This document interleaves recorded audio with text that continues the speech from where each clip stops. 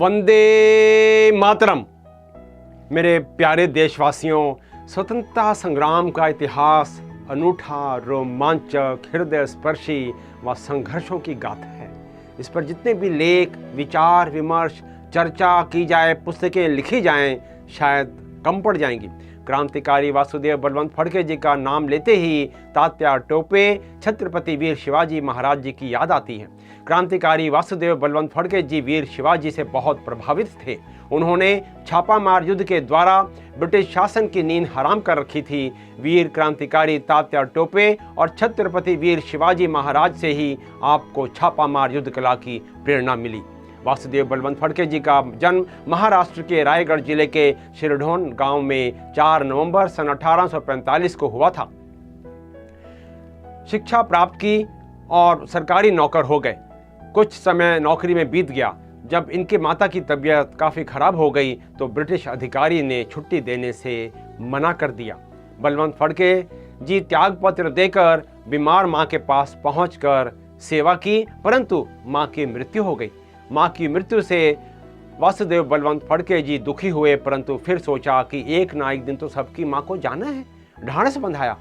वासुदेव बलवंत फड़के जी जब कार्यालय से त्यागपत्र देकर घर की ओर जा रहे थे तो रास्ते में एक सभा को हो रही थी, जिसमें वक्ता उस समय इन शब्दों का प्रयोग कर रहे थे, जो कि उनका अंतिम वाक्य था कि देश के नौजवानों को अंग्रेजों द्वारा दी गई चुनौतियों को स्वीकार करना चाहिए। वह तारुण्य ही क्या जो कुछ करके दिखा न सके। देश की स्वाधीनता के लिए प्रत्येक नौजवान को फिर से महाराणा प्रताप व छत्रपति वीर शिवाजी बनकर दिखाना होगा।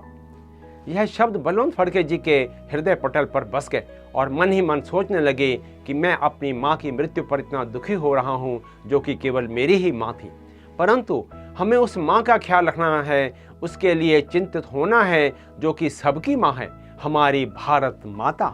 माँ भारती को विदेशी ताकतों की ने दासता की जंजीरों में जकड़ा है। हमें उसे मुक्त कराना होगा। राष्ट्र की स्वतंत्रता के लिए पूरी ऊर्जा झोंकनी होगी और गांव छोड़ दिया।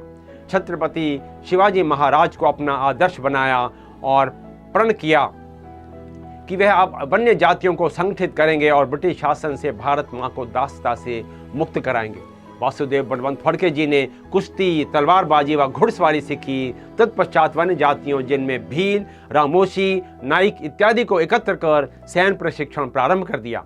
ये सभी जनजातियों के लोग बहुत फुर्तीले व बहादुर थे। इन्होंने वासुदेव बलवंत फड़के जी को अपना लीडर मान लिया और उनके दिशा निर्देशन का पालन करने लगे। दौलत राव रामोशी का अपनी जाति के लोगों पर अच्छा खासा प्रभाव था।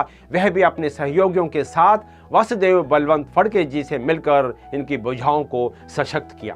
इस प्रकार वासुदेव बलवंत फड़के जी की सैन्य शक्ति दिन प्रतिदिन बढ़ती जा रही थी, परंतु आधुनिक हथियार नहीं थे। फिर भी वह छापामार युद्ध द्वारा ब्रिटिश सेना की नींद हराम किए हुए थे। सन 1876-77 में भयंकर अकाल पड़ा। महाराष्ट्र में लोग भूख से मरने लगे। वासुदेव बलवंत फड़के जी अंग्रेजों के खजाने लूटते व उसे गरीबों का पेट भरते। ब्रिटिश सेना आतंकित हो उठी। अफसरों को समझ नहीं आ रहा था कि इन छापामारों की योजना को वह कैसे विफल करे, निष्क्रिय करे। वासुदेव बलवंत फड़के जी की सेना अमीरों और साहूकारों से भी धन लूटते, जो गरीबों में बांट देते, और जिनसे वह धन लूटते उनसे पंचनामा कर रसीद भी दे देते कि देश के स्वाधीन होने पर आपका लूटा हुआ धन ब्याज सहित वापस कर दिया जाएगा। गांवों व कस्बों में रहने वाले ब्रिटिश भाग भाग कर पूना पहुंचने लगे। वासुदेव बलवंत फड़के जी ने उनका पूना तक पीछा किया और कितने ही मौत के घाट उतार दिए, और कुछ समय तक ऐसा लगता था जैसे कि ब्रिटिश सत्ता समाप्त हो गई है और वासुदेव बलवंत फड़के जी पूरी तरह काबिज हो गए हैं। वासुदेव बलवंत फड़के ने जेलों पर भी धावा बोला, कैदियों को मुक्त किया, और वह सभी कैदी पूरी निष्ठा से इनकी सेवा में शामिल हो जाते, इनकी सेना में भर्ती हो जाते। वासुदेव बलवंत फड़के जी को पकड़ने के लिए उनकी क्रांतिकारी गतिविधियों से बौखलाकर बंबई के गवर्नर सर रिचर्ड टेम्पल ने बलवंत फड़के की सूचना देने वाले को 5000 का इनाम घोषित कर दिया। वासुदेव बलवंत फड़के जी को जब यह सूचना मिली तो उन्होंने भी घोषणा करवा दी कि जो कोई भी बंबई के गवर्नर सर रिचर्ड टेम्पल का सिर लाकर मुझे देगा, मैं उसे 10,000 का इनाम दूंगा। गवर्नर की नींद हराम हो गई। घर में दुबक गया। ब्रिटिश शासन और निज़ाम के शासन ने संयुक्त रूप से वासुदेव बलवंत फड़के को पकड़ने के प्रयास तेज कर दिए।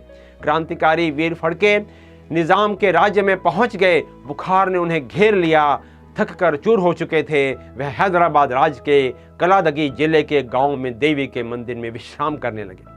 ब्रिटिश सेना उनका पीछा करते हुए पहुंच गई। बलवंत फड़के जी को बंदी बनाकर पूना लाया गया। खाना पूर्ति के लिए मुकदमा चला। आजन्म कारावास का दंड सुना दिया गया। उन्हें एक खतरनाक शक्तिशाली क्रांति के रूप में ब्रिटिश सेना देखती थी। उनको पहले अंडमान की जेल में भेजा गया, तदुपरांत अमन देश के अदन शहर की जेल में रखा गया। अदन जेल में भारत माँ के महान क्रांतिकारी वासुदेव बलवंत फड़के जी ने 17 फरवरी सन 1883 को देश की स्वाधीनता के लिए जीवन की अंतिम सांस ली। शत शत नमन करते हैं भारत माँ के महान सपूत क्रांतिकारी वासुदेव बलवंत फड़के जी को।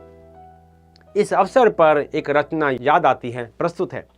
माँ कर विदा आज जाने दे, माँ कर विदा आज जाने दे, अब ना रोक जाए दुख झेले, भर दे फिर जेलों पर जेले, फांसी के तख्ते पर खेले, दांतों उंगली दाबे दुश्मन, जी भर जोश दिखाने दे माँ, जी भर जोश दिखाने दे, बल देगी हमको हथकड़ियाँ तेरी जंजीरों की कड़ियाँ, सिर पर गोले होंगे अक्षत, मुंह बंदी पर मुस्काएंगे, कोड़ों पर बलि बलि जाएंगे, कौड़ी देंगे नहीं जमानत, कोड़ों पर बलि बलि जाएंगे, कोड़ों पर बलि बलि जाएंगे, कोड़ों पर बलि बलि जाएंगे। मैं आशा करता हूँ आपको मेरा यह एपिसोड अवश्य पसंद आया होगा। कृपया इसे लाइक करें, शेयर करें, सब्सक्राइब करें और बेल आइकन को भी प्रेस करना ना भूलें। और हाँ, इस इतिहास को जन जन तक पहुँचाएं। जय हिंद।